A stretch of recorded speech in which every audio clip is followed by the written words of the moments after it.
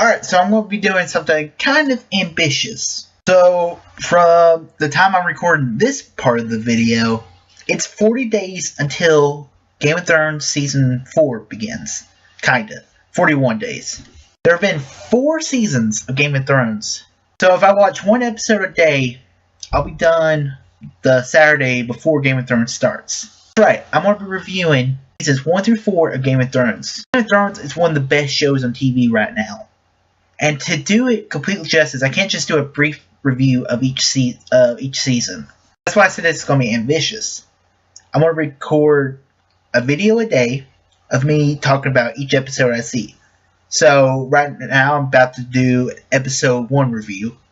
So without further delay, let's talk about Game of Thrones Season 1. Episode 1, Winter is Coming.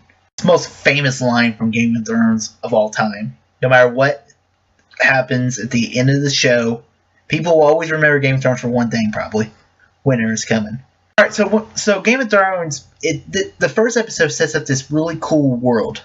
Game of Thrones is a mix of Rome, the TV show HBO made, and Lord of the Rings, and bam. This world is so cool. Like, the first scene you see is you're out in you're north of the wall, and it's a complete iceland. And there's these people, they're called the Night's Watch. Night's Watch are people who, they guard the realm from what lies beyond. But what's beyond the wall is the White Walkers. Before we meet anything else, the show wants to tell us there is something out here, and we're just going to keep teasing you for the next 4 seasons. And however long the show goes, there's a threat, and they're here to wreck. White Walkers are pretty much zombies, but they're so much better. They're a lot stronger than the zombies you see in The Walking Dead. Talk more about the White Walkers as the show progresses. First off, the intro. I'm going to get the intro out of the way. So, the intro.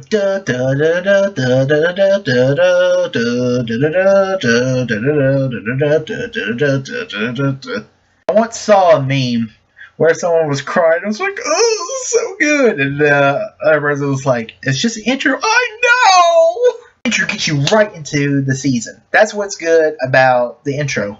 One of the first scenes you see, the next scene you see, really, you see the Starks. The Starks are the Lords of the North, the Wardens of the North. North is the cold part of Westeros, of the Seven Kingdoms. What's the Seven Kingdoms? Seven Kingdoms is the government that rules the land of the continent Westeros. There were 7 kings before Aegon came to conquer the 7 kingdoms.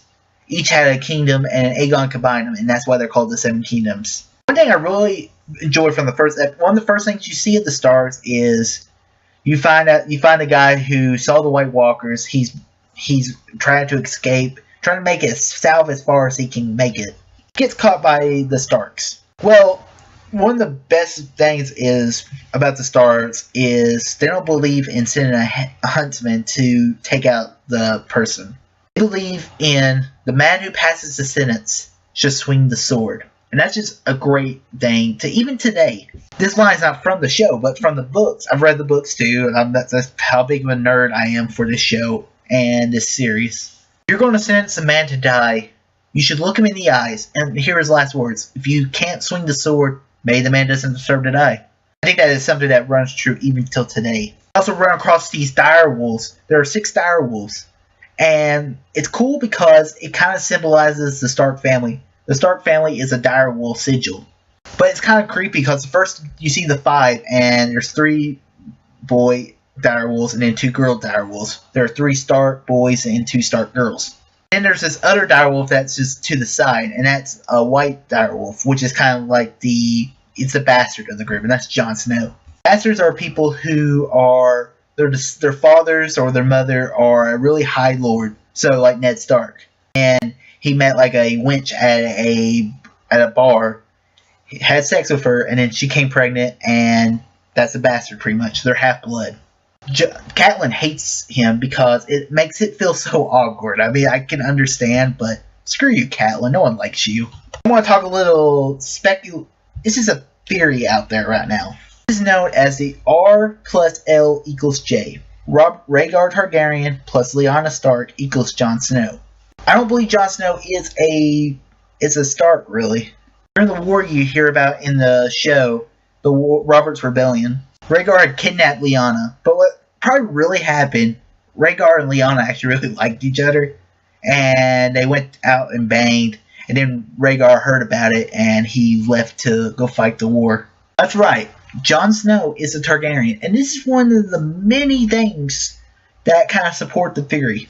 First off, the great and honorable Eddard Stark, played by Sean Bean. By the way, Sean Bean plays Ned Stark. He was born to play Eddard Stark.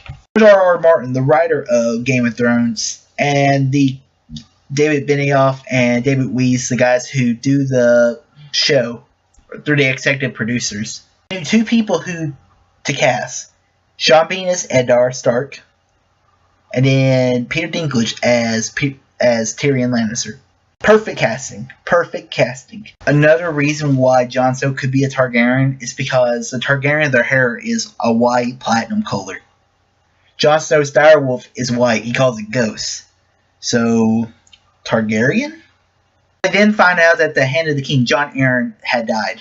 He was going up north to hang out with his buddy Ned, but really to offer him a job. The relationship between Ned and Robert is a relationship of brothers. Both Eddard and Robert were the wards to Jon Arryn, the man who just died. They were brothers. Together, they fought together. So when they find out Jon Arryn dies, it was like a second father had died to both of them. Robert goes to the north because the only person he can trust in the Seven Kingdoms is his good friend Eddard Stark.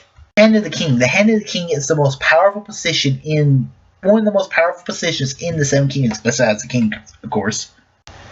There's a future line, but it's pretty much the king shits and the hand wipes. That's what the hand is. The hand is an important position. They act as the head of the government official. Pretty much they get shit done.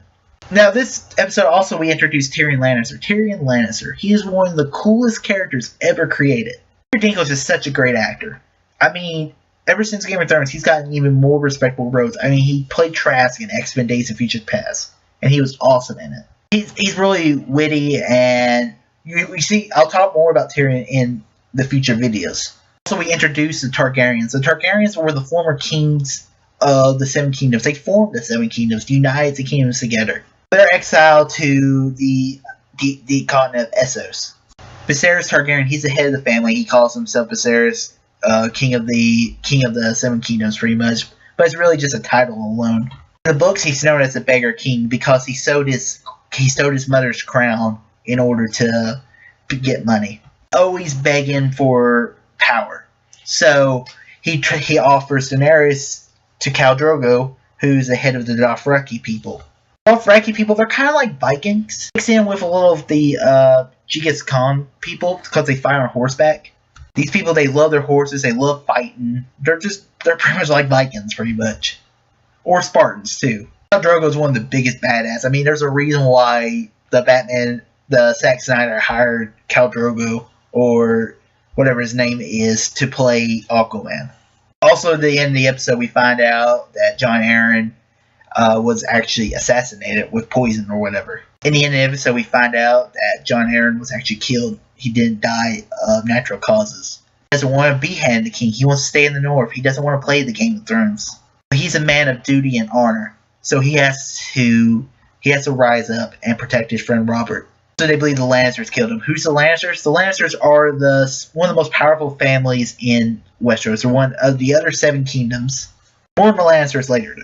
The episode ends when you find out that Bran, he's climbing the wall. He's always climbing because he wants to be an assassin. He then finds out one of the worst kept secrets. He finds both Jaime and Cersei Lannister having sex with each other. That's right. Brother and sister. And then Jaime pushes him off the ledge. He says, "What I do for love." Bam! And pushes him off. And you're like, whoa. So let's recap of what just happened this first episode. We had murder, incest, rape, child falling off a building, and more incest. And this is just the first episode. So I'm going to give Game of Thrones Episode 1, Winter is Coming, A 5 out of 5. Perfect episode. Episode 2, The King's Road. It looks like I really am ready for winter. Stark say, winter is coming. So this is another good episode. Our episode starts out, we're in the Dothraki Sea. The Dothraki Sea is a sea of grass, pretty much. Dothraki, they love their horses. And horses love grass, so Dothraki Sea. Also, this is the first time we see Jorah Mormont really as a character. He becomes an important character through the rest of the show, so he's an important character to know of his crimes and stuff. You found out what he did. He's from Bear Island. Bear Island is an island up in the north. I will talk more on Jorah later on in this video, but you find out what his crime was. He was poaching people to slavers. Anyways, we're back at Winterfell now. In Winterfell, Brian's fell, and they've been there for a few days now. Tyrion wakes up after sleeping with the pigs, I guess. I don't know why he was sleeping there. Maybe he just drank too much wine. It is Tyrion, of course. Tyrion does what the best days that no other character will do. He slaps Joffrey. Way to go, Tyrion. This is really the best one. This is the first time you really see Tyrion really shine. He was introduced in the last episode. You're like, ooh, this guy's kind of cool. I want to be looking out for him. But he has some of the greatest quotes of his whole character. Death is so final, where life is full of opportunities. My brother has a sword, and I have my mind. And a mind needs books like a sword needs a whetstone. That's why I read so much, Jon Snow. He's such a cool character because he's so witty, and the reason he's a dwarf. In this kind of world, the people with the swords dominate, but the people with the minds keep the throne a lot longer. We'll see that later on in the future episodes. But really, the people with the really sharp minds are the ones who rule more than the people with the sharp swords. Also, we learned Jon Snow is he's taking the black. Taking the black pretty much means you're going to the Night's Watch. In the books, he's pretty much exiled because Catelyn's like, I will not have him here by myself. Ned was wanting Jon and Robb to be together at all times. So Jon decides to take the black. Before he leaves, he does two good things. First, he gives the sword to Arya. And she was like, Sansa can have her soul needles. I have a needle of my own. Arya's one of the probably top 10 characters of Game of Thrones. The evolution of the characters a very interesting evolution, but I'll talk later on in the future seasons of Game of Thrones about Arya. And then Jon decides to go say goodbye to Bran because he's probably never going to see him again, or who knows. And he sees Lady Cat, the woman he's feared pretty much all of his life, the woman who's made him feel like an outcast. He's like, I want to say bye to Bran. And Cat's like, you said it. Jon's like, no. He's my brother. I don't give a fuck anymore. What are you going to do? Send me to the wall? I'm already going there. He says bye to Bran, and then he goes off to the wall. And he has one final word with his father, Ned. Another great Sean B. quote. The stars have run the wall for over 1,000 generations. Because you are a Stark. You may not have my name, but you have my blood. And Jon's like, what about my mom? Does she care about me? And Ned's like, we'll talk about that when I get back. Also, later on in the episode, we see Ned and Robert are talking. And Robert says, well, we just got word that Daenerys Targaryen has married Khal Drogo, this guy who's an awesome Dothraki horse lord. Ned's like, they're across the Narrow Sea. They can't leave their horses. They hate boats. Don't worry about it, man. Robert's like, I'll kill any Targaryen I see. There's a war coming, Ned. Oh. This is one of the big parts of the episode. One of the big parts of the episode, we see Catelyn. She's been by Bran's side for, who knows, weeks, for a while now. And there's a fire going on. It's a distraction and an assassin, because, like, you shouldn't be here. No one was supposed to be here. He's dead. He just goes, I won't let you kill him. And she takes the sword, and she's going all bloody. And that's Balerion Steel. Balerion Steel is like the strongest weapons in Game of Thrones. But thank God for the direwolf. Direwolf comes in, bites the assassin's face up, and then shakes it off, and then goes snuggles with Bran. Now that's awesome. The best bodyguard to have is a direwolf. The actress who plays Catelyn Stark, Michelle Fairley, she is awesome. I may not like Catelyn Stark, but the actor makes the character so much better. Also in Daenerys, we learn what she is being treated by her slave people, and one girl, she used to be a whore in a whorehouse. She just gives Daenerys a few words of advice. Hey, this is how you make love better. We see this later on, but that's how a lot of the women in Game of Thrones kind of ruled the men. The whore lady, she gives Daenerys a good advice. She's like, he may be the mighty cow out in the battlefields, but you control him in the bedroom.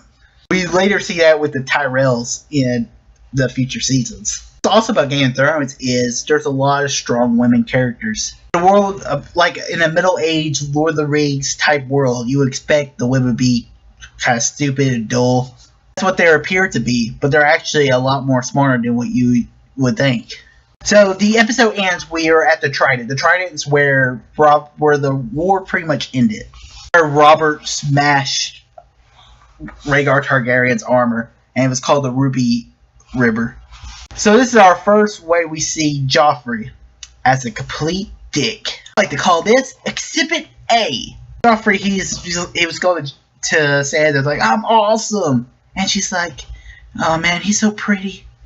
Sansa in the early parts of Game of Thrones is terrible, but as her character arc continues, she gets better. But I'll talk about that later. But Joffrey, he has a sword to the butcher boy, and he's like, I won't hurt him much. He's like, and Arya's like, no. And then she takes her stick, hits it in Nymeria, kind of bites him, and Joffrey's like, oh, please. That little baby he was, that's Joffrey. It also begins the feud that Arya has with the Lancers, and this really takes root right here and lasts through the rest of the season and the show. We have a little of a trial day. I'm calling this Joffrey v. Arya. In the end, Joffrey wins, like he will in the future. Spoilers. In the end, a great episode. I love this episode. I'm going to give episode 2, The King's Road, a 4.5 out of 5. Episode 3, Lord Snow. So this episode, the King's Company has finally arrived at King's Landing. The first thing they do, Ned has to go to a small council meeting. There are many seats in the council from the books and the show. There's the Grand Maester, there's the Master of Coin, the Master of Ships, the Master of Laws, there's the Spy Master, and then there's the Hand of the King, and then the King, of course. Most of the times, the King does not decide to go to a small council meeting. First, let's look at the small council. First, there's Renly Baratheon. Renly is the youngest brother to Robert. He's also the Lord of Storm's End. That's the inherent Baratheon seat. His other brother, Stannis Baratheon, who's introduced in Season 2, is also a member of the small council, but he had left King's Landing to go back home. His home being Dragonstone. Other members of the small council, we have Maester Pycelle. Funny thing is, the guy who plays Maester Pycelle, he appears in Empire Strikes Back as the guy controlling the Imperial Walker, and he's also the main villain in the second Indiana Jones movie, Temple of Doom. Then there's Varys. Varys is the spy master of the group, and he's one hell of a spy master. He has little birds, which he calls pretty much his spy network, all across the world. He's a very fascinating character. And then there's Petyr Baelish. Now, I love me some Baelish. He's actually probably one of my favorite characters, just because of how twisted and manipulative he is. If I had to compare Littlefinger to any character anywhere, it's Frank Underwood from House of Cards. They have a very similar mind to him. They're both so ambitious and everything. What these people on this small council are really well at is playing the Game of Thrones. They all know how to lie. They all know how to cover their bases. Where Ned, he's a very straightforward guy. When he wants something done, he doesn't do it. He doesn't like this all dodging around the questions. He was like, I'll talk to Robert when I'm ready.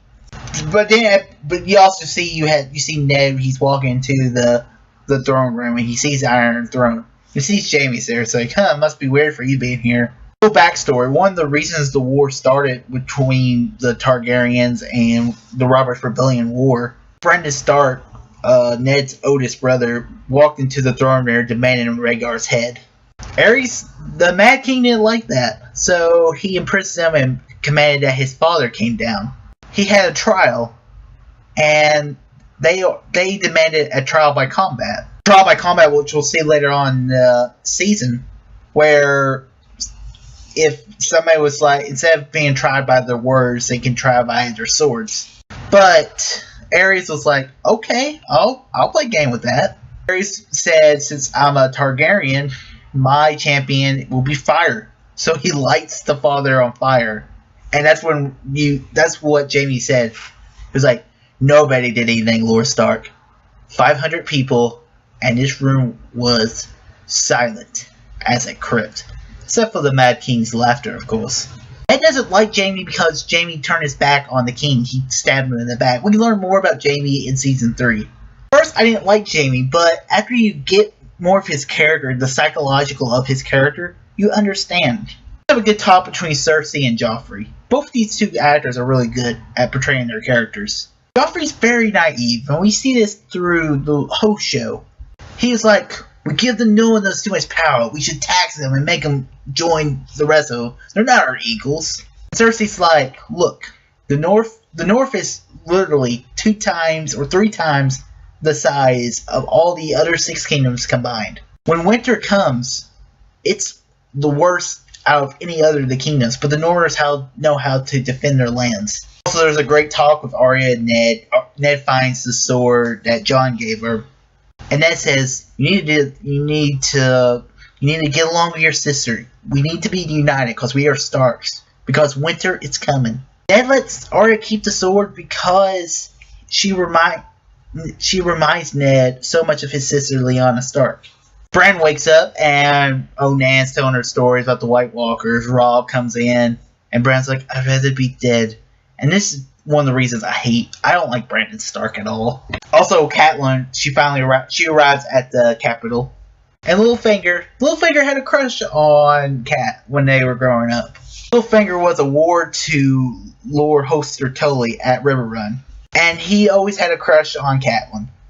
Littlefinger tells Ned, I'll help you because I can't really refuse Cat, but we all know he's lying because he's Littlefinger. Also, he introduced Castle Black for the first time. Also, he introduced Sir Alliser Thorne. He's the guy who trains all the new recruits that come to Castle Black to become members of the Night's Watch. Jon thinks he's so much better of him, and he hates people calling him Lord Snow. Tyrion tells him that you had privileges that no one else ever had. You volunteered, but these other guys, they didn't volunteer. Tyrion gets some good advice once again. Here later, he talks to Yoren, who he travels with to go back to King's Landing with. Also introduce the Lord Commander and Aemon Targaryen. Jorah Mormont, who is the father to Jorah Mormont, who's with the Targaryens. They're pretty much begging for help for Tyrion because he has influence with people in King's Landing. Also, we find out Daenerys is pregnant. I'll get more into that in the future, later on in the video. The episode wraps when we see Arya. She's beginning her dancing lessons. We introduce one of the biggest badasses, Syrio Forel. He's talking this great accent, and he's teaching Arya how to fight his way. Not the way of the Westeros people, but the way of the Bravos. And Ned's there, and he's watching, but then he's hearing the swords, because he's a damaged character because of war. Probably my favorite part of the episode was the war stories moment. Mark Andy, the guy who plays Robert Baratheon, he is awesome. He's such hilarious. He's talking with Barristan Selmy. Barristan Selmy is the leader of the Kingsguard. He's like, you remember your fuss? He's like, of course, Sir Grace. Talk about their first kills, and it's a great. And then you also have Jaime in there, which is a great sequence. In the end, it was a good episode. It's episode 4, Cripples, Bastards, and Broken Things. Alright, episode begins. We're at Winterfell. We see Bran walking in. Oh, sweet. Back on his feet. But now it's just a dream. In his dream, he sees the Three-Eyed Raven for the first time. At least in the show version. Three-Eyed Raven will be a constant story point of Bran's story, but I'll get to that later. And we see Tyrion Lannisters at Winterfell. Robb doesn't really want to treat Tyrion Lannister, mainly because they suspect Tyrion and the Lannisters for trying to murder Bran. Tyrion sees Bran, he's like, so, you are alive. And Tyrion's pretty smart, or I don't know how he came up with these plans, but he goes to Bran and he's like, do you like the rat boy? because all you gotta do is mow the horse into the rider. And Rob's like, why are you doing this? And Tyrion's like, I have a soft place in my heart for cripples, bastards, and broken things. Being the title of the episode, of course. But Tyrion decides he's going to sleep in a brothel just to make it easier on everybody. Him and Theon have a talk. Our first introduction of Theon Greyjoy.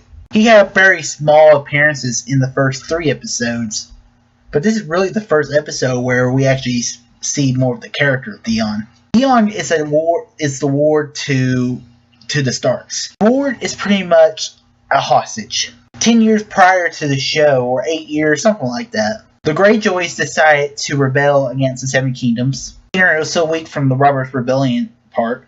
Balon Greyjoy rebels, and they get crushed.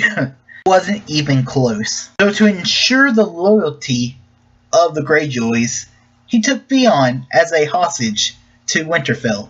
If the Greyjoys ever decide, hey, let's go back to war, Theon's dead.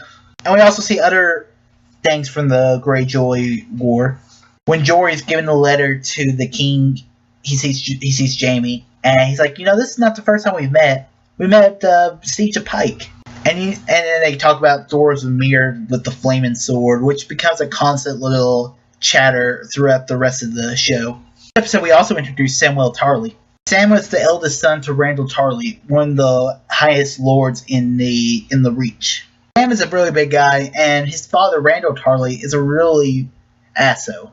Backstory about, on his 18th name day, his dad's like, you're not going to be my lord. You're going to take the black, or I'm going to kill you. It's all about appearances, really, if you think about it, back in like a middle-aged type world. He wanted the second son to be the lord of the house. Jon decided, we're going to protect him because we're brothers. It's like what Tyrion told him. Back now in the Dothraki Sea, or in Bos Dothrak, Khaleesi, or Daenerys, which is, Khaleesi is the name for queen in Dothraki, her character growth is starting to build. She's no longer that little pathetic girl from the first episode who does whatever her brother says. She's grown stronger since the first episode. It's one of the greatest things, one of the best parts of Season 1 is Daenerys' growth from Episode 1 to Episode 10. I'll get to that later, though. I also found out about Jorah's wife, about how he sold people to slavers in order to afford his really rich wife. Jorah gives Daenerys some good advice. It's also the first time we see Daenerys actually resist her brother. She takes some gold chains and hits Viserys in the face, and she's like, if you touch me again, it'll be the last time you ever have hands. And Viserys, he's all like, whoa. At King's Landing, we see Ned. He's talking to Pycelle about Jon Arryn's death. He's trying to pick up the clues of what happened. He gets a book from Maester Pycelle, and it's a book about all the genealogy of the Seven Kingdoms of Westeros. And then he asks what happened to Jon Arryn, and Ned said, was it poison? He's like, no. He's like, but poison's a woman's weapon. He's like, yes. Poison, cravens, and eunuchs. Then Ned's outside. He's talking to Littlefinger. Littlefinger's like, I heard you read a boring book. And then they're just walking through the garden. And Littlefinger's, you see that guy? You see that kid over there? That's a spiders. You see the girl? You see that woman there? That's the queen's. And you see that girl fakely reading her book? That's one of mine. Littlefinger's giving him some advice about all the spies going around in King's Landing. It's a very paranoid place to live. And Ned says, like, Lord Baelish, maybe my mistrust of you, it was unwise. And Peter Baelish's line was like, mistrust of me was the wisest thing you've done since getting off your horse. Ned goes to see he goes to the smith. The smith had one of Robert Baratheon's bastards. In the episode we see the joust, the king's tourneys finally begin. We also hear the story of the Mountain and the Hound for the first time. Very awful situation. You understand why the Hound's the way he is. One thing I really like though is when you see Littlefinger, he's fond of Sansa, which we see the rest of the show. Littlefinger's nickname he comes from the land known as the Fingers in the Vale. The Emmer Tully, he made fun of him because he had always short hands, so they called him Littlefinger.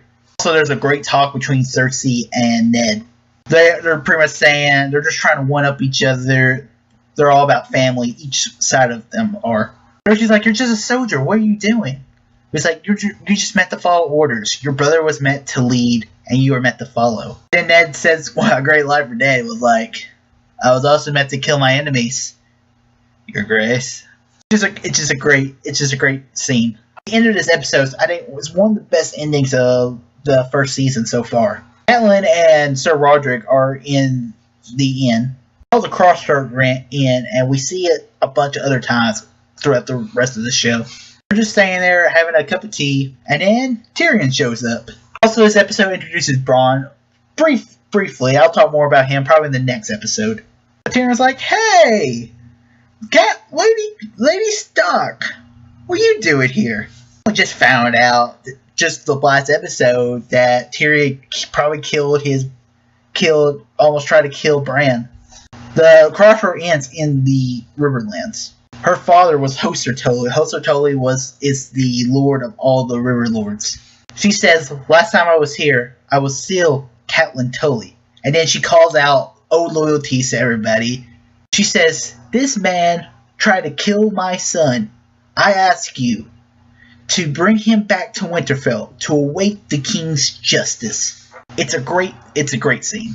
And the episode ends, you're like, ooh, this is going to cause some muck. This is really the beginning of it all. So I'm going to give episode 4, Cripples, Bastards, and Broken Things, a 4.7 out of 5. Episode 5, The Wolf and the Lion. The episode takes place right after the joust. Ned is to see the body, and he's talking to Barristan Selmy. Barristan Selmy, he is the leader of the Kingsguard. He's one of the only Kingsguard to survive the war against with the Targaryens. He was knighted by the last king, or the king before that. He didn't exactly support the Mad King, but he's an honorable man. He's known as Barristan the Bowed, and he's one of the greatest warriors to ever live. Him and Ned are talking, and it's a good talk. One of the funniest scenes, though, throughout the whole series is when Robert's trying to put his armor on, and his squire is trying to put his armor on, and it's like, "It won't fit, my lord." And Ned's like, "You're too fat for your armor. Is that how you speak to your king?" And then they start laughing. It's like, "Oh, that's funny, don't you think?" And the squire's like, "No, my lord." "What? You didn't find that joke funny?" "Well, you heard of the king so fat for his armor. Go get the breastplate stretcher now." Oh, I love that scene. The breastplate stretcher? How long you think until he figures it out? Every time I see it, it just makes me smile. The tourney of the hand still going on, and the finals is the Mountain versus Loras Tyrell, otherwise known as the Knight of Flowers. This is our first introduction of a Tyrell character in Game of Thrones. He beats the Mountain, and the Mountain's like, no. So he decides to chop the head off his horse and to kill Loras. The Hound saves up, and then that's the end of that. Off with Tyrion and Catelyn. Catelyn's taking Tyrion to the Vale, importantly the Eyrie, the house seat of House Arryn. The Eyrie is the most secure fortress in all of Westeros probably.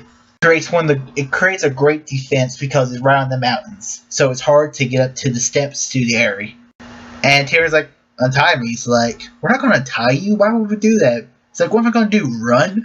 Also, Tyrion gets his first kill with a shield. He's like, "Whoa! Whoa! Whoa!" They later arrive at the Eyrie, and they see something a little weird. Lisa Tully, otherwise known as Lisa Arryn, her 8-year-old boy drinking milk from her mother's teat. Ooh. They put Tyrion in a sky cell to wait for justice to be made. The sky cell is pretty much a cell and is looking over the mountain. We also learn more about House Wars. Bran's in Winterfell, and he's learning with Maester Luwin. Lord's supposed to know all about areas around Westeros. Learn some house words other than his own, and yeah, learn some house words of other houses. Every house has a word. The Starks is Winter is Coming. Winter is Coming is the most dark theme of any other house. Other house words is more about popularizing their own family. Like the Lannisters' house words is hear me roar. Lannisters, their house sigil is a lion, so lion, roar. At King's Landing, things are not getting easier for Ned. It was a rough episode for him. Him and Varys have their real first chat. Varys tells Ned about the poison that killed Jon Arryn, known as the Tears of Lys. And Varys is like, you gotta watch over Robert's back, because there are a bunch of knives in the dark. Also, you see Arya, she's chasing the cat because that's what Syrio told her to do. And she's in the dungeons, and she hears two voices talking, and it's Illyrio and Varys. Illyrio was the guy, the Magistrate in the first episode at Pentos. They're all talking about trying to get the Targaryens back on the throne and other stuff, that war's coming. And then there's a great talk between Littlefinger and Varys. Varys and Littlefinger, they're probably the biggest rivals of all time. They're all like, I consider you a friend. He's like, oh, I consider you a friend as well. Really what they want to do is just strangle each other. Having a battle between their minds, because these are two of the sharpest minds in King's Landing. And then Yoren arrives at King's Landing and tells Ned that Tyrion's been captured by your wife. So that's going to cause some problems. Ned gets summoned to a small council meeting with the king's there. That's odd. Why is he there? Oh, he's pissed because Daenerys has a baby. Or in his words, the whore is pregnant. Ned's like, what? Come on, man. What are we going to do about that? Really? You really want to kill him? Come on, man. Ned's like, you'll lose all honor for this if you do this. The books, Barristan Selmy is also part of the small council. The captain of the King's Guard, or the leader of the King's Guard, is always on the small council. In the books, only him and Ned are the ones that speak out against this, but everyone else agrees, like, yeah, you gotta kill those Targaryens. Ned's like, no. Good luck to the next guy. And Robert's like, I'll put your head on a spike. Then you have a cool conversation between Robert and Cersei. Robert is pretty much saying that we are a divided kingdom. He was like, what's a bigger number, 5 or 1? And Cersei's like, 5. He's like, 5. 1. He was talking about all the lords, but not uniting. The United Kingdom can take down any threat. But what's causing that is they don't have purpose. Without purpose, it's kind of hard to do stuff. And he just hates the Game of Thrones. He said all this even doesn't get you ready for a real fight. I mean, you gotta look at it from Robert's perspective. He won the Game of Thrones. He won to the throne.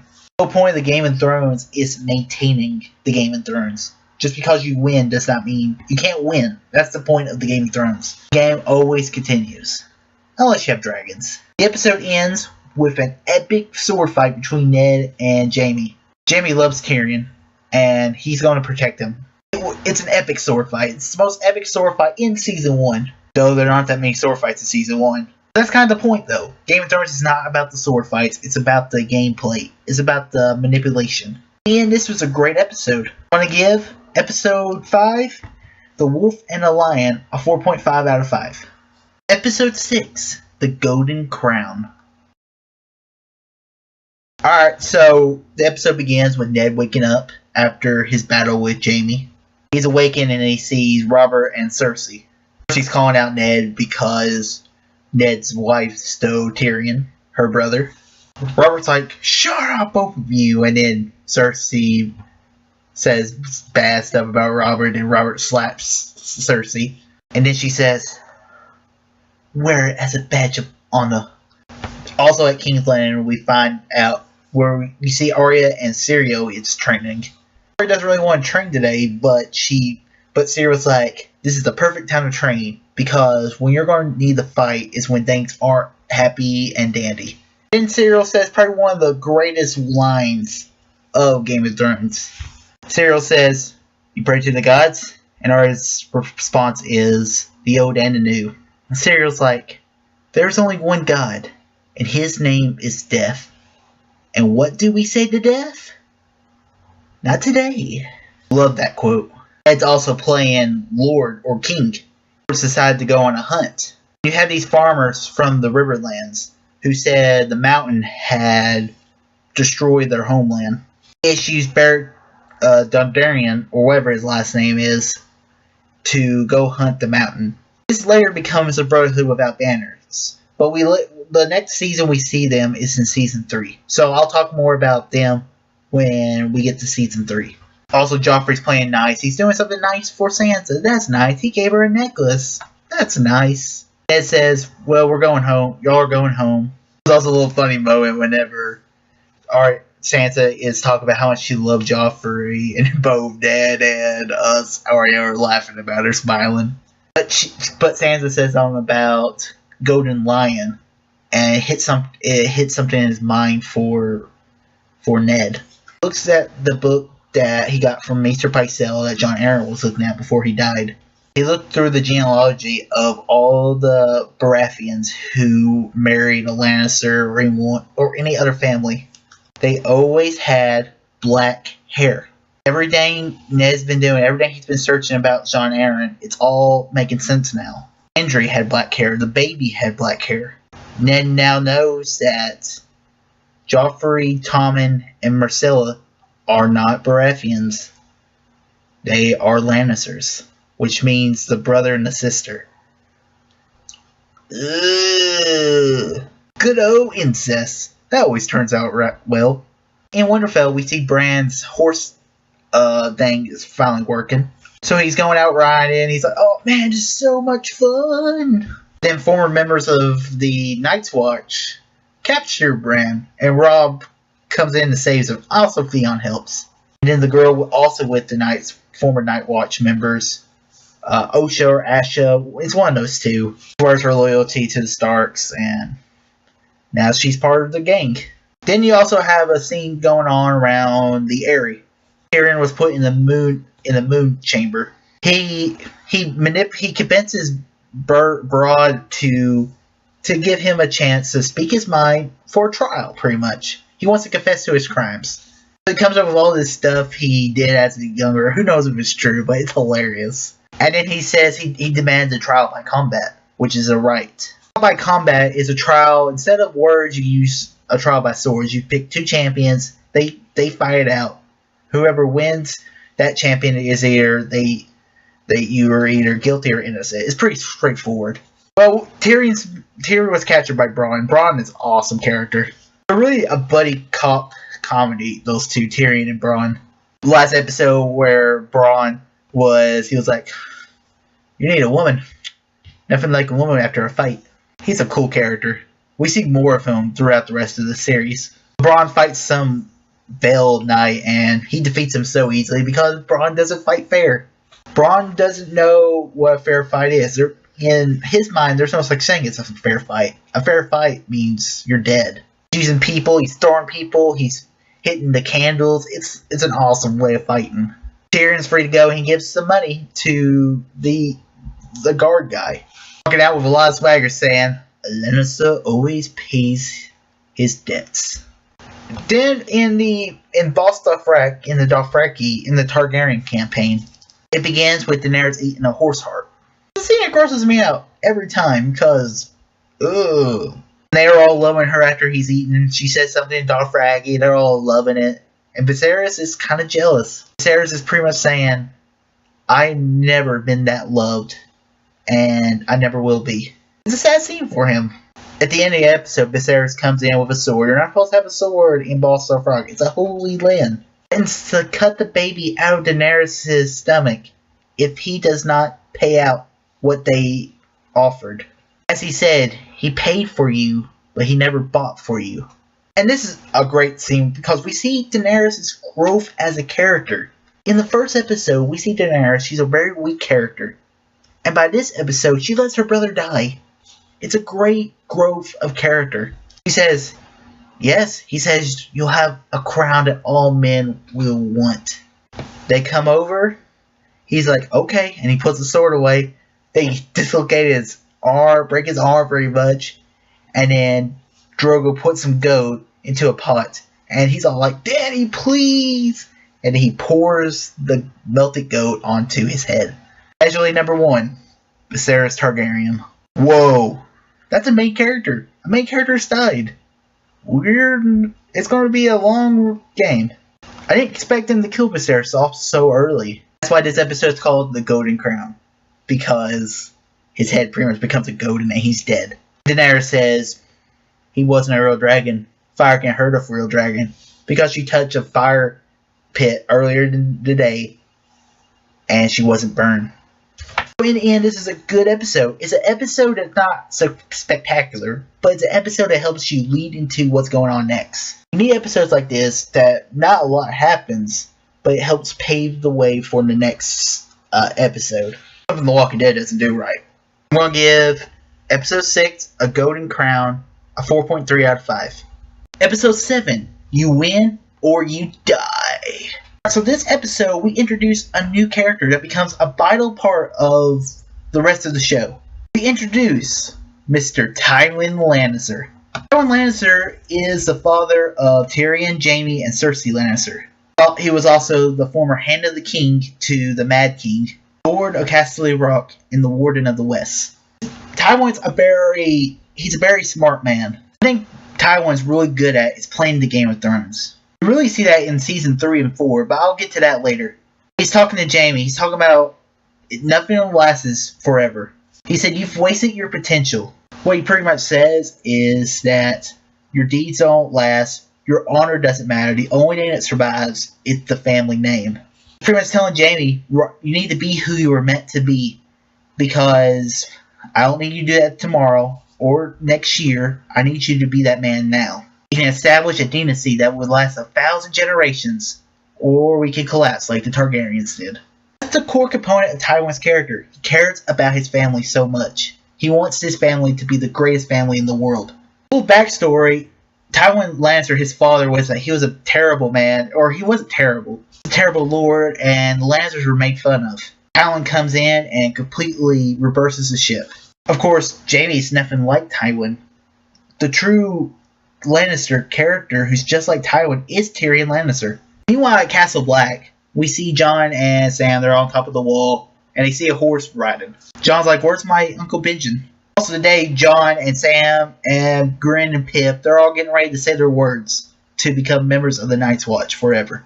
It's interesting how they do the words to the Night's Watch is pretty cool. Night gathers, and now my watch begins. It shall not end until my death.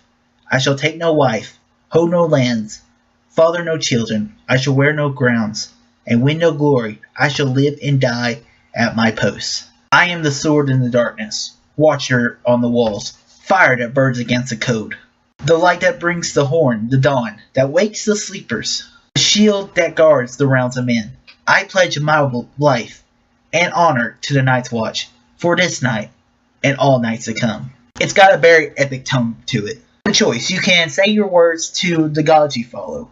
Most people don't follow the old gods, they all follow the new gods. I don't think I've talked about the new gods yet. The new gods is pretty much followed by every land in Westeros, except for the Iron Islands in the north, mostly. There are 7 components. It's like a 7-faced god, kinda. 7 components is the father, the mother, the warrior, the maiden, the smith, the crone, and the stranger. The old gods was the religion that was Westeros before men even stepped onto the continent. It was followed by the Children of the Forest. Children of the Forest are kind of like elf characters from like Lord of the Rings to kind of compare. But after the White Walkers came the first time, most of the Children of the Forest were wiped out, and the first men. Ned and Jon decided to say their words in front of a tree. A tree is what signifies the religion of the old gods. The face that's carved into the old weirwood trees symbolizes the truce between the first men and the Children of the Forest. The first men and the Children of the Forest went to war against each other. As a sign of peace, they carved the faces into all the trees of the world. The trees are mainly found throughout most of the north and through the north of the wall.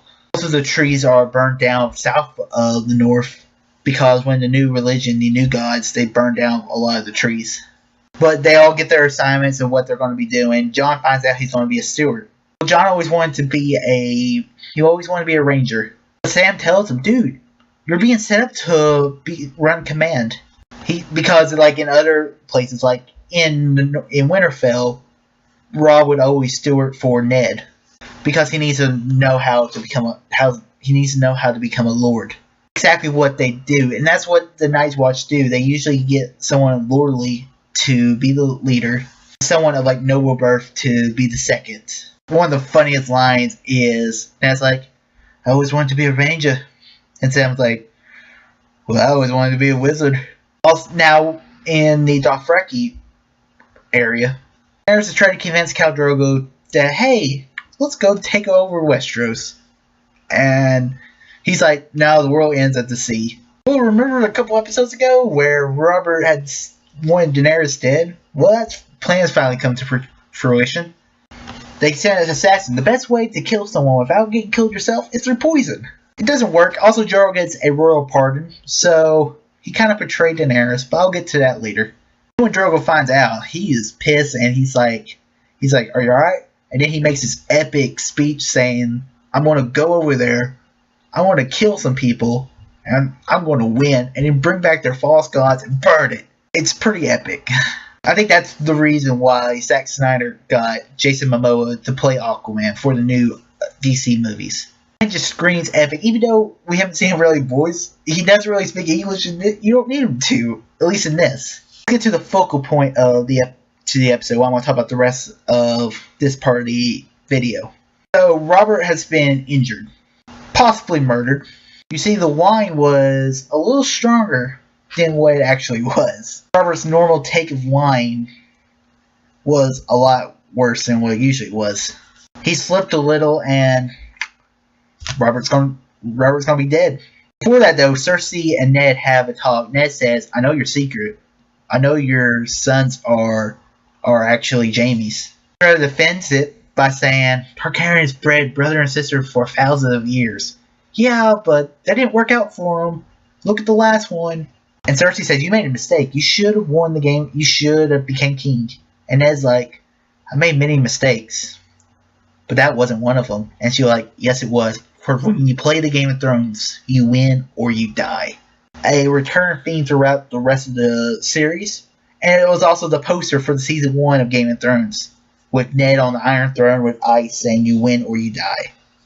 Whenever Ned is talking with Robert, and Robert tells him his last words, what he wants to happen after his death. Robert tells Ned that he wants Joffrey to become king after he becomes of age. He also names Ned Protector of the Realm. But what's really interesting is this is the first time we've really seen Ned change his character a little. He's the honorable man, but he changes it instead of Joffrey to rightful heir. That's huge for his character. Everybody wants him to do everything but what he's going to do. Littlefinger wants him to seize the power while he still can. Renly wants Ned's support for him to become king. Ned wants to give the throne to Stannis because he's the rightful heir. Stannis is the middle brother in between Robert and Renly. Renly's the youngest and Robert's the oldest brother. If all of Robert's children are bastards, that makes Stannis the rightful heir to the throne. Is there an heir to the throne, if you really want to get down to it? I'll quote this episode from Jorah Mormont. Daenerys says Viserys was the rightful heir, and Jorah was like, no, he wasn't. He pretty much said, he's like, Khaleesi, your ancestor, Aegon the Conqueror, he didn't take the Iron Throne because it was his by right. He had no right to it. He took it. People just say their bloodline's related just so they can become king. That shoots down Renly's plan.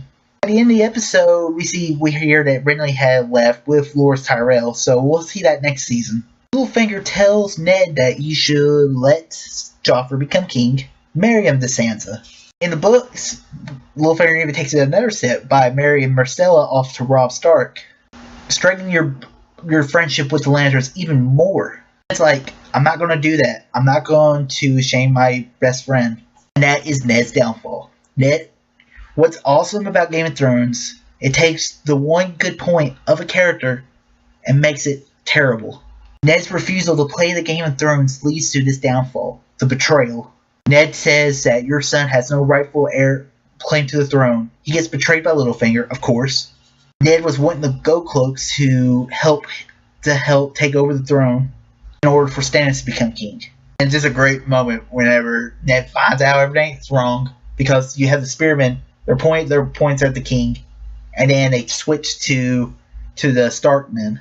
And Littlefinger pulls a knife that was the assassin knife right to Ned's throat and says, "I told you not to trust me." It's an awesome episode. I want to give the second score I've given to the first episode of the season. I want to give episode 7, You Win or You Die, a 5 out of 5. Episode 8, The Pointy End. Alright, so at the beginning of the episode, you see fallout from the end of the last episode. You see all the Starkmen are being slaughtered. Syrio and Arya are having their dancing lesson. And Sansa's complaining like she usually does. Sansa makes a run for it back to her room, and Arya and Syrio are training, and then some Lannister men come to capture her. But before that, Syrio has a really good quote. He's training with Arya, and he's telling her one thing, but he's doing another thing. He said the eyes always is the heart of swordplay. But Syrio's like, all these Lannister men, they come in, and they say, "Arya, your father wants to speak to you." It's like, no. Lord Eddard will not send Lannister men. He would send his own men. Syrio, man, he can fight. Fight with a wooden sword, but he's showing off all these Lannister men. Finally gets beaten because the other guy, he uses his brute strength to beat him. He tells Arya, "We are done dancing today. What do we say to the god of death?" And Arya says, "Not today." He's like, run to your father. Which means Syrio Forel is probably most likely dead. We do not know for sure Syrio is dead. It's pretty much assumed he's dead, but who knows? And it's still something that has not been answered today in the show or the books. Arya runs to the cart to where they were going to go back home and to get back Needle. And some punk kid says Arya gets her first kill. And that's why the episode called The Pointy End. The way Arya escapes the Red Keep is, remember the episode where she was in the dungeons? It wasn't the detail in the books, where she learned how to leave the area because she had exited through the tunnels through the Red Keep dungeons. Targaryens had built a lot of passageways out of the castle in case it was ever sieged and they needed to get out.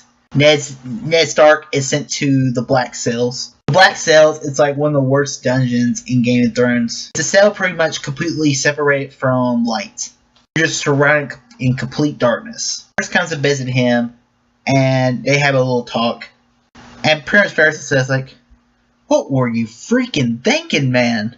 He said, "Why would you reveal you had 3 aces to the queen?" And he said, "The ridiculousness of mercy." And Varys has a good point saying, the wine, it didn't kill the king. You did. Wine slowed him down. The boar ripped him open. But it was your mercy that killed the king. And Ned says, "Who do you serve?" And Varys says, "The realm. Somebody has to." Now back in the Eyrie, or the Vale, Tyrion and Bronn, they're walking through the mountains. And Bronn and Tyrion, they're coming up with their friendship contract. Bronn says, "I'm not your friend." And Tyrion's like, "I would welcome your friendship." Tyrion pretty much says, "I would welcome your friendship, but I'm more interested in your way with steel.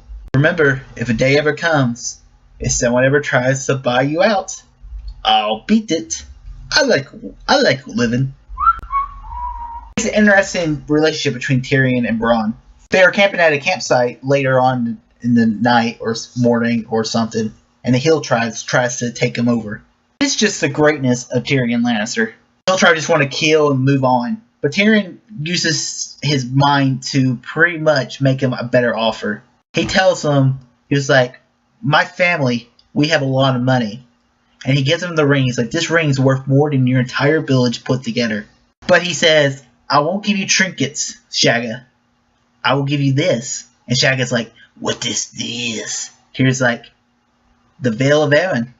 So Tyrion found a way to make sure he lives. That's the greatness of Tyrion Lannister. They arrive at the Lannister camp a little later on in the episode. And Tyrion and Tywin have a talk. Tyrion remarkably says, "It was nice of you to start a war for me." Of course, Tywin doesn't like Tyrion. We see this through the rest of the series. Tyrion is really surprised that Joffrey's become king. He says, "Man, everything goes to hell when I leave the picture for a few minutes." So it looks like Tyrion's going to be fighting in the battle. with Shagga because Shagga's like, until I get what he promised me, his life is mine. Tywin's like, sure, I don't give a crap. Back at King's Landing, Sansa and the Queen and the Queen's Council pretty much have a conversation. She's an idiot. Sansa is an idiot at this moment. But she's like a teenager. So we were all idiots when we were teenagers. She wants her Prince Charming. That's Joffrey in her mind. Cersei convinces Sansa to write a letter to Robb to make sure he doesn't do anything drastic. But as Maester Luwin says, he was like, it's Sansa's writing, but with the Queen's words. Robb's like, he puts my father in chains, and then he expects me to kiss his ass. Maester Luwin's like, it's a royal command, my lord. You have to do it. He's like, oh, I'm going to do it. But I'm not going to do it alone. Call the Bannermen. Which pretty much says war is coming. This is the greatness of this episode because Robb Stark's a very weak character in the books. He's a character that you don't see that much of. In the show, you have Richard Madden. Richard Madden's the guy who plays Robb Stark, and he makes the character so much better. Robb Stark is so charismatic. You can understand what happens to him after in the episode 10. He's pretty smart too. Probably a better lord than his father ever was. There's a funny scene when they're at Winterfell and they're having the meet with all the Bannermen.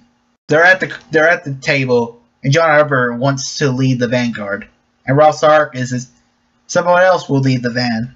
He says, I will lead the van, or I will take my troops and go back home.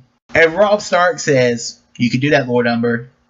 And once I get done with the Lannisters, I will march right back up north and charge you with treason and kill you. And then Jon Arryn gets up, pulls out a sword, but then great when Robb Stark style bites off like 3 of his fingers. And Robb says something about, he always said Umber knew how to cut me. He's like, mate, it's bloody death. It's a funny scene. Robb and them they're going across the north and trying to get ready to fight the Lannisters. Jaime had been fighting against the River Lords and had sieged Riverrun. The River Lords, or Riverrun, is the house of House Tully, which is Catelyn Tully's main house before she married Ned. Starks and Tullys are allies through marriage. Robb doesn't know what to do, and then Catelyn shows up. And Robb's like, I don't know what to do. And Catelyn says, he's like, you remember the stories of the Targaryens? Robb says that the Targaryens, they were all butchered in their sleep. And Cat says, you win, or we all lose. And Robb's like, that makes it simple then. At the wall, Jon and Sam, they just got back from saying their words, and they found the bodies of some of Uncle Benjen's ranger troop. Jon also finds out that Ned's been branded a traitor. And Jon's like, what? I just said my words. If this would have happened 24 hours earlier, I would have gone to help him. It sucks for him. It's a very conflicted moment for Jon. Alistair says, you know what's worse than a bastard? A traitor's bastard. Jon pulls out the steak knife and tries to stab Sir Alistair. Lord Commander George Mormont says, I told you not to do anything stupid.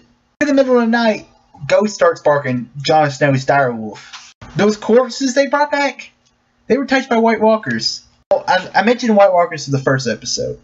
This is the second appearance of the White Walkers in Game of Thrones. Now, the White Walkers can only be killed by one thing. That's fire. And that's what Jon does. He pulls out a little fire thing and throws it against the White Walkers. Which tells Jon and everyone else, the White Walkers are real. Now, in the Khaleesi campaign, the Khalasar, Khal Drogo, had invaded a sheep village. They had to get money to get wooden horses to Westeros. He was a little gentle on them all. And this one guy doesn't like it and spits in Khal Drogo's face. And Khal Drogo's like, don't do it, guys. I'll worry about it. And he does one of the most badass moments I think I've ever seen. He goes, I won't burn your body. I won't give you your honor. He tells us all this thing that's going to happen to his body while he's dropping all of his weapons. Then he takes the guy's weapon and cuts his throat, pulls out a little thing out of his throat, and throws it to the ground and goes, beast. Just an awesome, awesome, badass moment. I've read something where Jason Momoa wanted to actually, he said, I just want to go into the guy's throat and go, bam! At the end of the episode, we're at the Iron Throne. And everyone's getting honors and stuff. The first thing to notice is they call out Barristan Selmy. He's known as Barristan the Bowed. They tell Barristan that, alright, you're done, you're pretty much fired. He's like, King's Guard's a service for life.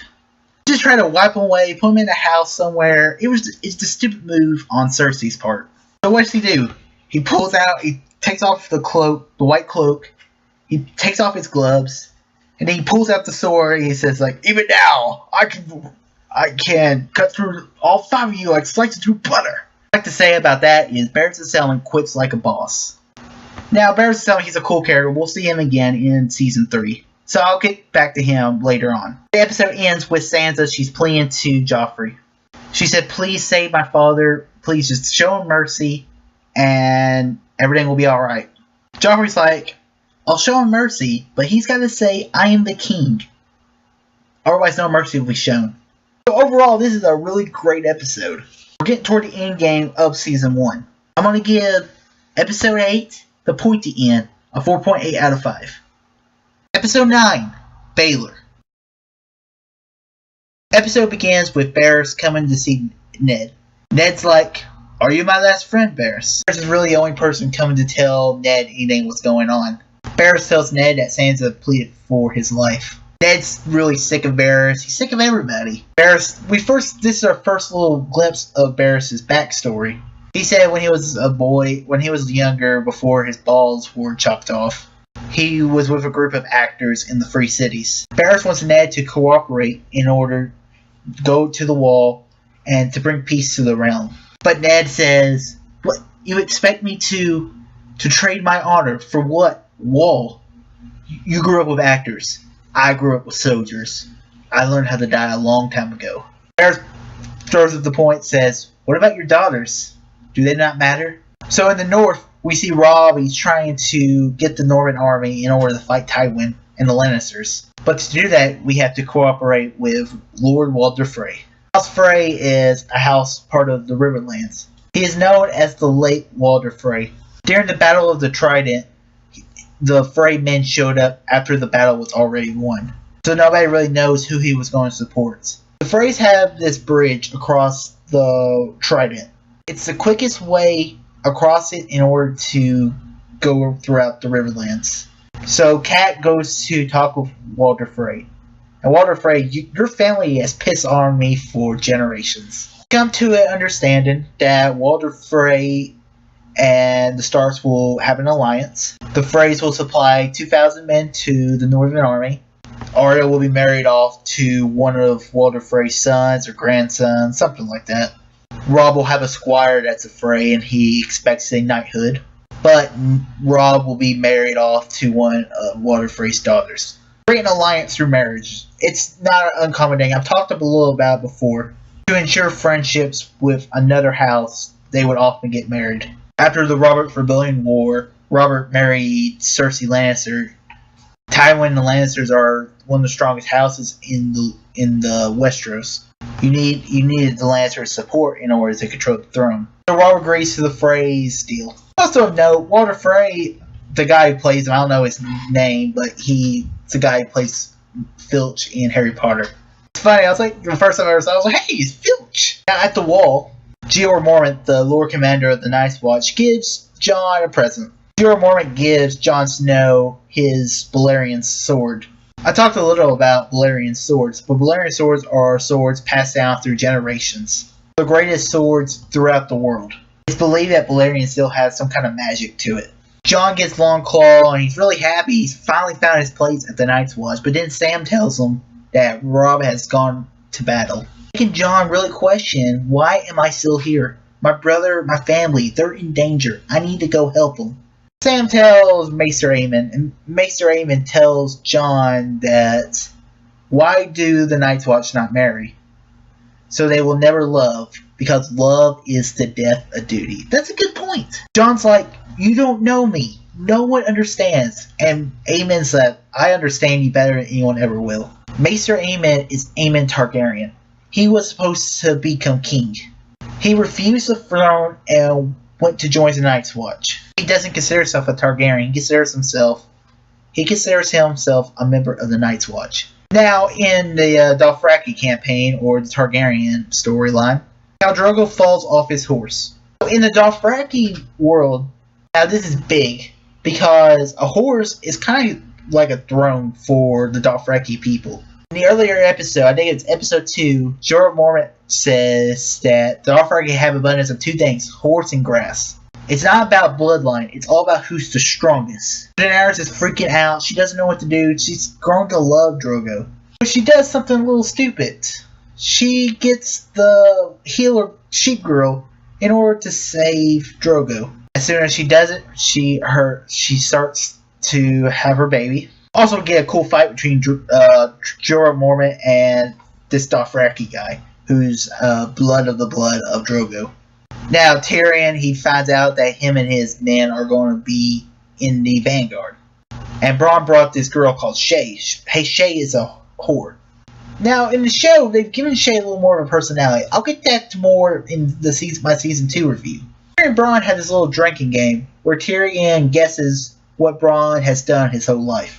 What this leads to is Tyrion's backstory. Tyrion's backstory is really interesting. First instance of how much of a dick we see Tywin really is to Tyrion. He had a girl he loved, and he found out she was a whore. And Tywin has all of his men pretty much rape her, and the silver was overflowing for her. Tyrion has sex with Shae, and then Tyrion wakes up in the morning and for the war. One of the great moments of this part is Tyrion, he's yelling at his men. He's giving them a cool speech, and then all of them are yelling, Hoffman! Hoffman! Hoffman! Hoffman! Of course, he gets knocked out by a hammer and is knocked out for the rest of the battle. This is just a diversion. 2,000 Northern men attacked, while the other 18,000 went somewhere else. They fought against Jaime Lannister and broke the siege of the River Lords. They captured Jaime Lannister. Now Jaime is a POW, a prisoner of war. At the end of the episode, Robb has some great quotes. Jaime tells Robb, he's like, pick your weapon, let's duel so no one else will die. And Robb's like, if we do it your way, Kingslayer, you win. We're not gonna do it your way. Then everyone's cheering that they won the battle, and Robb's like, I just sent 2,000 men to their death today. Theon says, the boss will sing of their sacrifice. Robb's like, aye, but the dead won't hear them. One victory does not make us conquerors. Did we save my sisters? Did we free my father? Did we stop the Lannisters for people who want us on our knees? This war is far from over. A great quote. A great quote by Robb. Robb's became one of my favorite characters. So ends, we're at the Sept of Baelor. The Sept of Baelor is kind of like the Vatican from the Catholic point of view, I guess. So the bell is ringing, and all hear that they're bringing out the Hand of the King, Ned. At the beginning of the episode, Varys tells them to confess their crimes, take the black, and save your family. Barrett makes your Amos comment at the toward the middle of the episode. He said, love is the sacrifice of duty. Robb sacrifices his honor in order to save Sansa's life. What father wouldn't do that? He said Joffrey is the king, and you can tell his words is choking up when he has to say it. First, this is another Exhibit B of Joffrey being a dick. He's like, my sister and my lady Sansa, they believed that they should let Ned take the black. But those are the soft woes of women. As long as I'm your king, treason shall never go unpunished. Sir Ilyn, bring me his head. And at that moment, you're thinking, something's got to change, right? That can't happen, right? You see in the slow motion, you see Sansa, she's crying out. You see Arya, she's trying to save her father. Yoren's pulling her back. Arya, she has her little needle. She's going to go up and try to save her father. Reminds me of Assassin's Creed 2 when Ezio is trying to save his family. Everybody's trying to stop Joffrey because he's making a huge mistake, as we see later on in Season 2. Sword comes up in slow motion, chops Ned's head off, and it's over. The episode ends. You're like, no, that can't be right. First time I saw it, I was confused. I was like, wait, what just happened? Is he dead? No, he can't be dead. He's dead. Huh. There's 9 episodes of Game of Thrones. You were thinking, Ned's the main character. He's the hero. In a world where we always expect the heroes to win and to take down the bad guys. No, Ned dies. Huh. It's a really shocking moment when Ned dies. Because it's that really big moment where a main character dies. It's not like Viserys Targaryen when he died in episode 6. It felt Ned was the main character of the show. It sucks Ned had to die, but his honor killed him. Then we see through many characters in Game of Thrones. Also, he is killed by his own sword, Ice. That's gotta be ironic. We should have all seen it coming. It's Sean Bean. He dies in almost everything he's in. Great shout out to Sean Bean. Hell of an actor. He was born to play Ned Stark. The show, you miss Ned, but the show doesn't slow down. The death of Ned evolves the show into something completely different. And that's what makes Game of Thrones Game of Thrones. This is a truly awesome episode. I'm going to give episode 9, Baelor, a 5 out of 5. Perfect episode in my mind. Episode 10, Fire and Blood. This episode begins with the Baelor execution of Ned Stark. Yoren had taken Arya and said, "Look at me!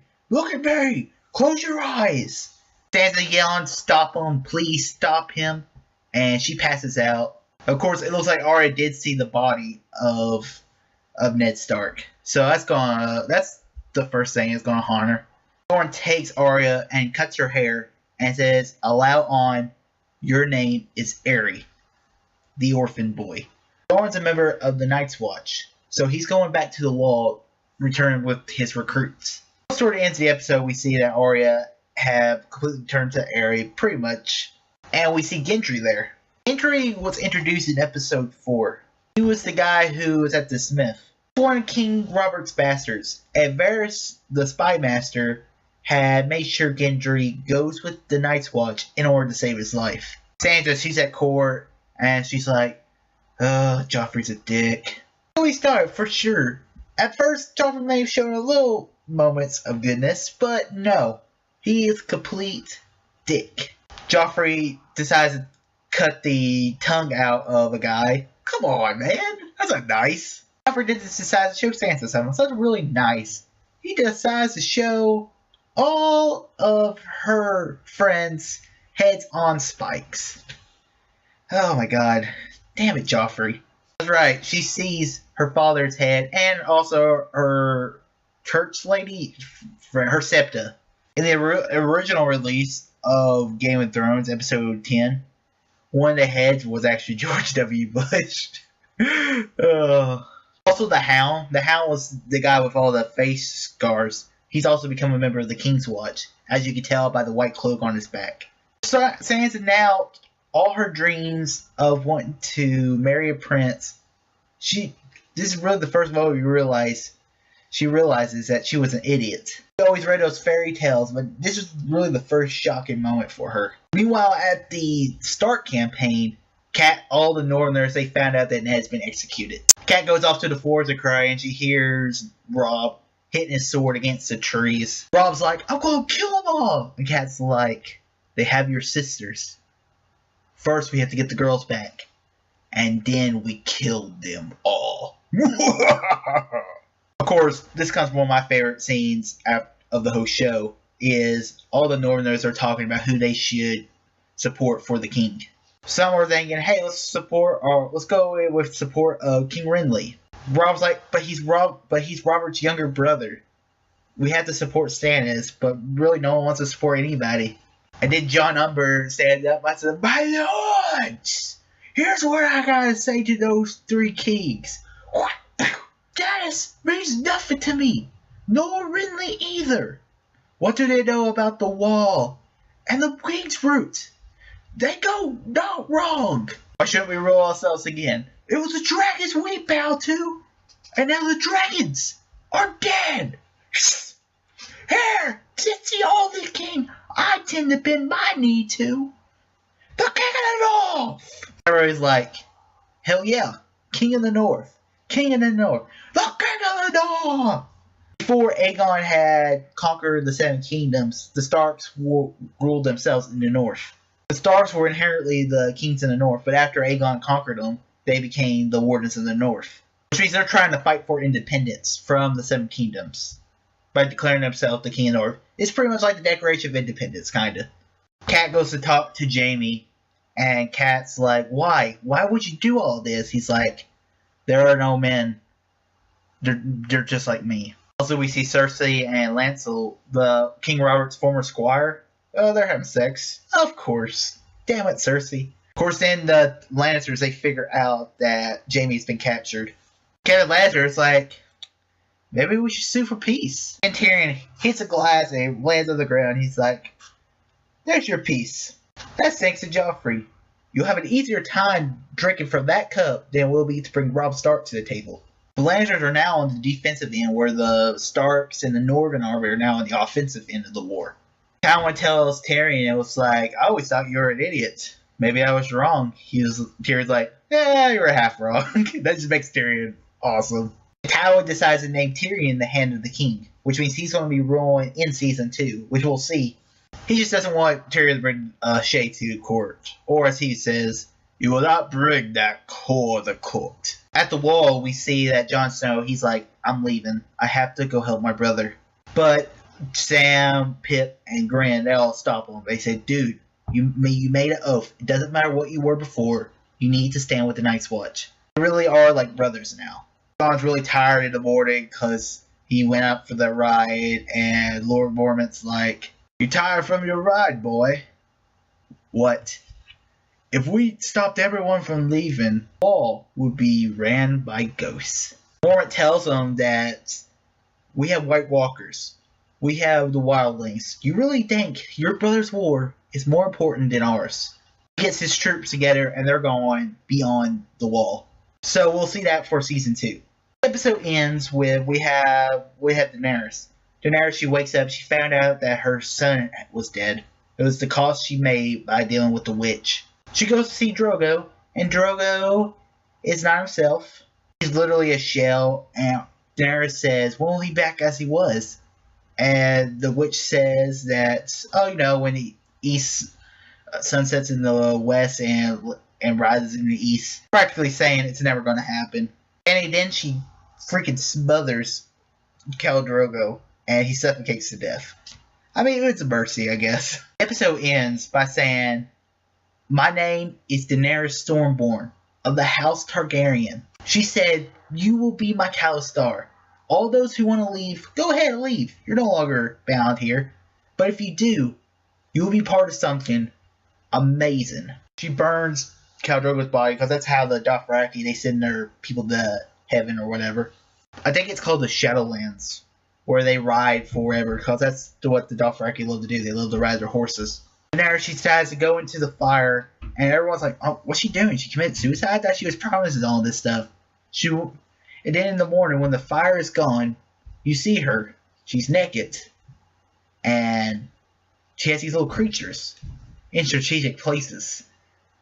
Dragons. That's right. Dragons.